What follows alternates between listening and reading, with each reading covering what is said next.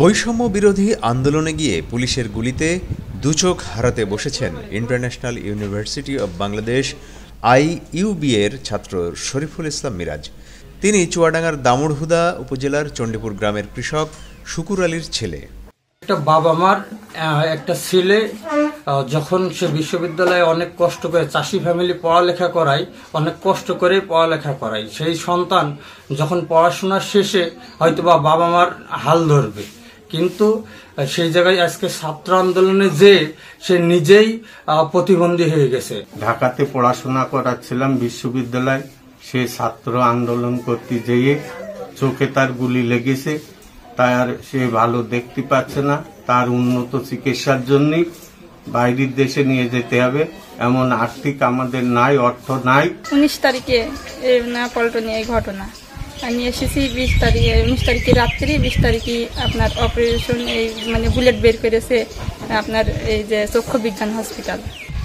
আমরা ভালো চিকিৎসার জন্য সরকারের কাছে আবেদন জানাচ্ছি যে আমার ভাই দুটো চোখ যেন ফিরে পায়। তো ওর রিপোর্ট দেখানোর পরে এশিয়া মহাদেশের বড় ডাক্তার নিয়াজি আব্দুর রহমান উনি বলছে বুলেটটা বাইর করে দেবো, কিন্তু উনি চোখে দেখতে পাবে না, যার জন্য আমরা বাইরে চিকিৎসার জন্য একটু চিন্তা ভাবনা করি, কিন্তু আমরা শুনতে পাই যে অনেক টাকা পয়সার ব্যাপার খরচ করতে, এখানে চিকিৎসা করতে হলে বাইরে। বৈষম্য বিরোধী আন্দোলনের শুরু থেকেই সোচ্চার ছিলেন IUB থেকে সদ্য BBA পাশ করা শরীফুল ইসলাম মিরাজ। গত 19 জুলাই আন্দোলন চলাকালে ঢাকার পল্টন এলাকায় মিরাজ পুলিশের ছোড়া ছররাগুলিতে গুরুতর জখম হন। শরীরে বিদ্ধ হয় প্রায় অর্ধশত ছররাগুলি, এর মধ্যে কয়েকটা গুলি তার দুচোখে বিদ্ধ হয়। দেশে যেটুকু চিকিৎসা হয়েছে তাতে দুই চোখে মাত্র 30 ভাগ দেখতে পাচ্ছেন তিনি। চোখ ছাড়া একটা মানুষ কিন্তু কিছুই না। একটা মানুষ বুলেটে মারা গেলে সে তো মারাই গেল, বাট যার চোখ নাই, এই চোখ না থাকা অবস্থায় চলা মানে সে মানুষ না।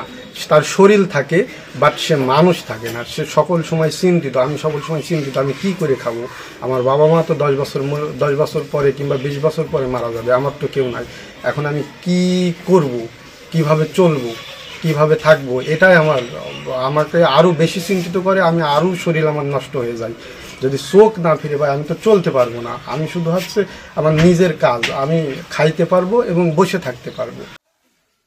এ নিয়ে মিরাজ যেমন দুশ্চিন্তার প্রহর গুনছেন, তেমনি একমাত্র ছেলের করুণ পরিণতি দেখে কাঁদছেন বাবা মাও। তবে চিকিৎসকরা বলছেন দেশের বাইরে উন্নত চিকিৎসা নিতে পারলে তার চোখ দুটি হয়তো রক্ষা পাবে।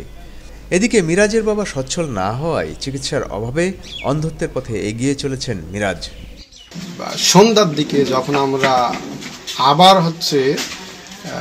অবস্থান নেই, পুলিশ আরামবাগের দিকে চলে যায়, আমরা আবার ফকিরাপুলের দিকে যখন অবস্থান নেই, তখন পুলিশ আমাকে ছররা বুলেট মারে এবং ওই ছররা বুলেট আমার শরীরে এবং পিঠে সহ টোটাল 35টা গুলি লাগে এবং দুই চোখেই গুলি লাগে। বাংলাদেশের ডাক্তার বলছে রেটিনা ছিঁড়ে গেছে, আপনি আর কখনো দেখতে পাবেন না, আপনি সারা জীবন ঝাপসা দেখবেন। তখন আমি তাদেরকে জিজ্ঞেস করলাম যে আমি ক্ষুদ্র কোনো অক্ষর কখনো দেখতে পারবো কি? বললো না, ক্ষুদ্র এবং বড় কোনো অক্ষরই আপনি দেখতে পারবেন না, আপনি নিজের চলাফেরার মতো জাস্ট ঝাপসা দেখে কোনো রকম চলাফেরা করতে পারবেন।